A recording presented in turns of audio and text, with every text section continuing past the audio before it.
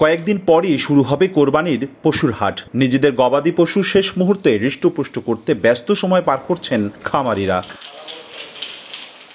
বরিশাল বিভাগের ৬ জেলায় ঈদুল আজহা সামনে রেখে পশুর বাড়তি পরিচর্যা করছেন খামারিরা। খাওয়ানো হচ্ছে প্রাকৃতিক খাবার। খামারিরা পশু বিক্রিতে এবছর ভালো মুনাফার আশা করছেন, তবে গোখাদ্যের মূল্য বৃদ্ধিতে বিপাকে তারা।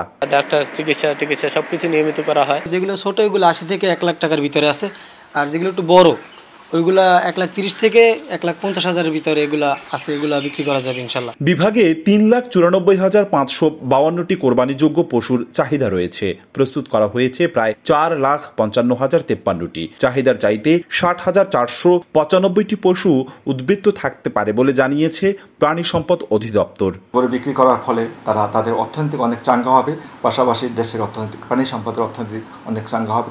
দালালের দ্বন্দ্ব দৌরত্ব থাকবে না। এখানে পুলিশ প্রশাসন এবং স্থানীয় আমাদের প্রশাসনের সাথে বিষয়ে কথা হয়েছে এবং তারা বিষয়টা জোরালোভাবে দেখবে। এবছর বরিশাল বিভাগে প্রায় ৩৫০টি কোরবানির পশুর হাট বসবে, যেখানে আইন শৃঙ্খলা রক্ষাকারী বাহিনীর পাশাপাশি ১৬০টিরও বেশি ভেটেরিনারি মেডিকেল টিম দায়িত্ব পালন করবে। অপূর্ব অপু, সময় সংবাদ, বরিশাল।